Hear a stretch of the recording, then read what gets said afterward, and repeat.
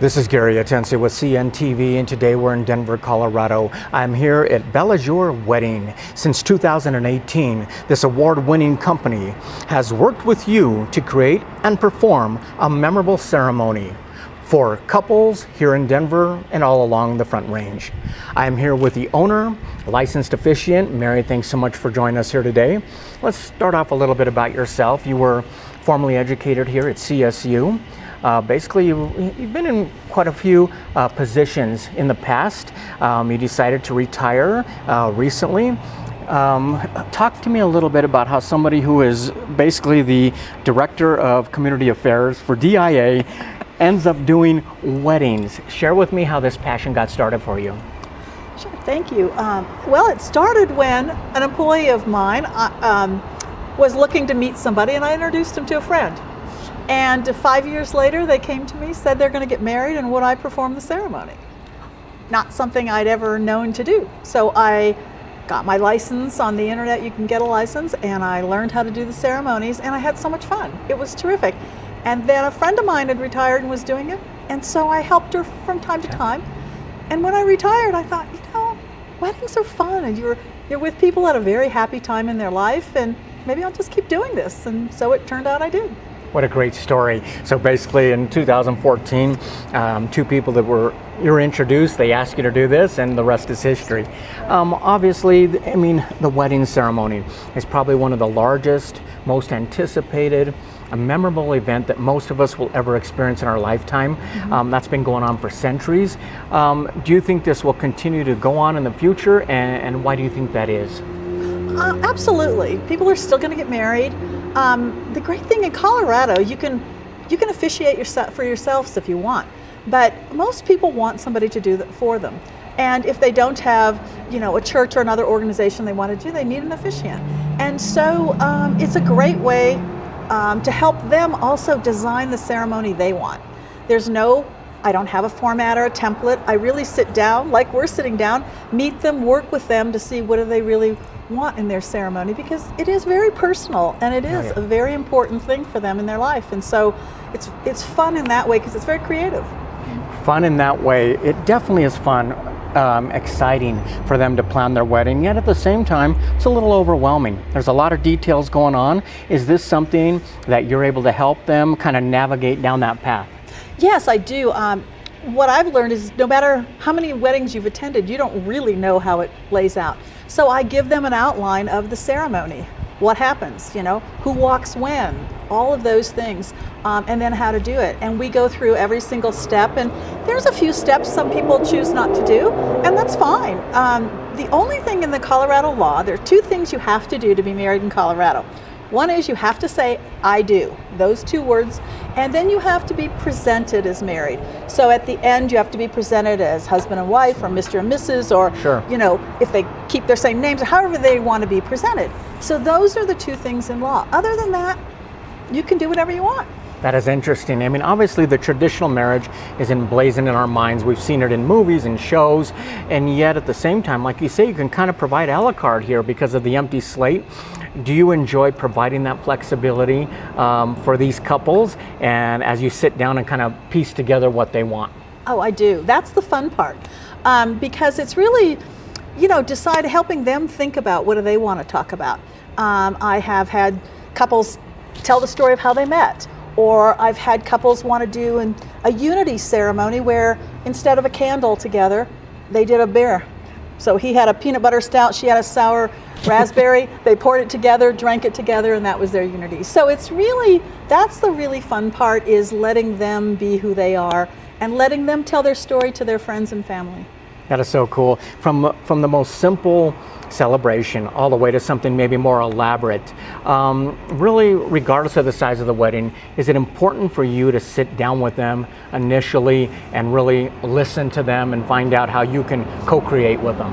Absolutely. That's really the critical part. And it's fun too, because you see how they interact, you get to know them.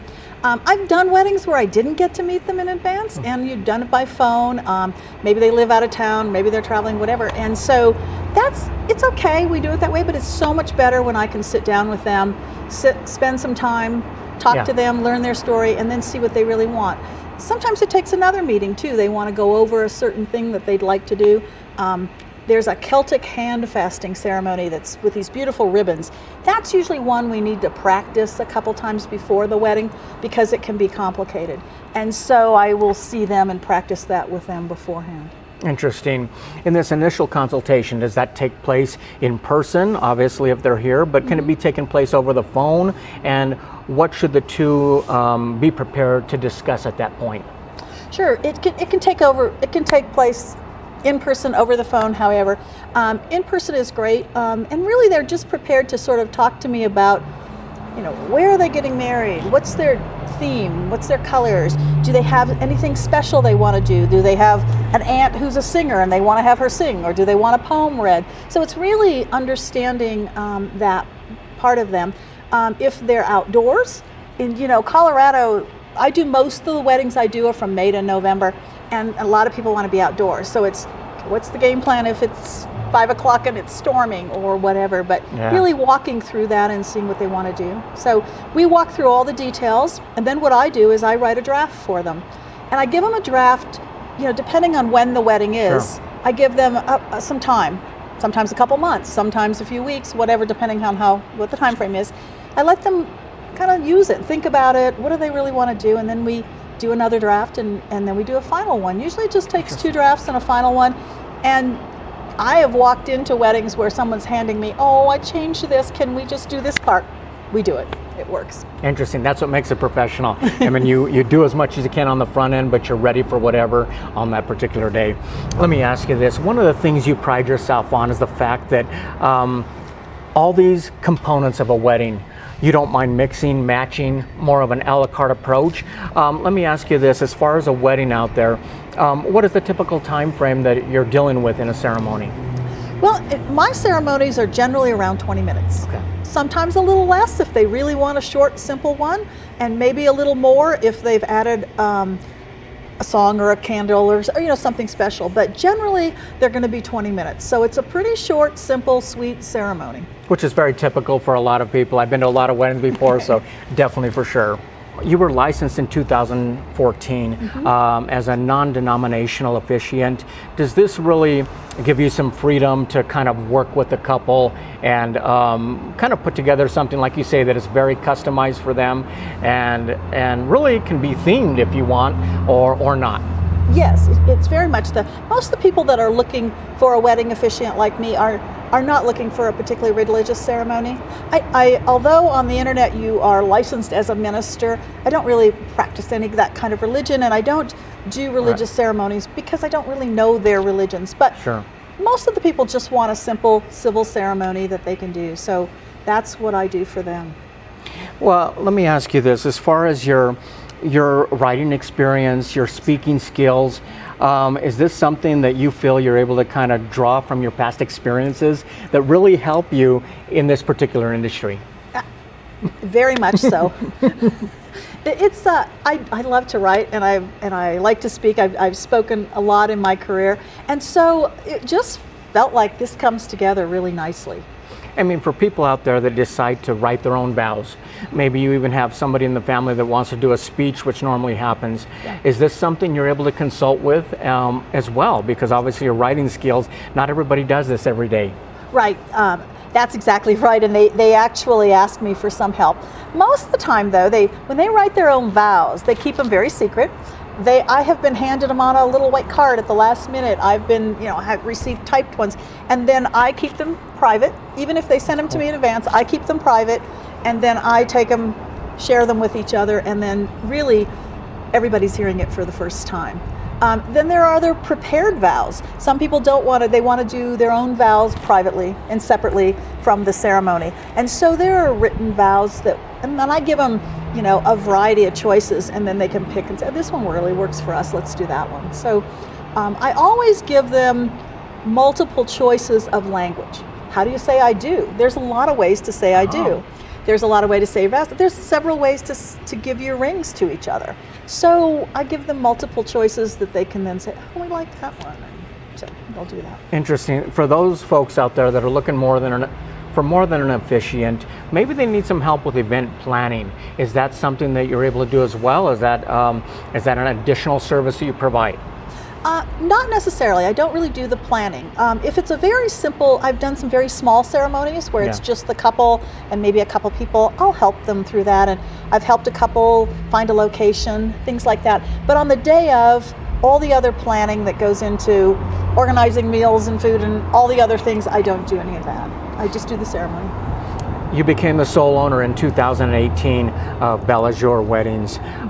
Basically, the name means beautiful day. Mm-hmm. Is that still the mission here of the company, to make sure you're providing a beautiful day that they're going to remember forever?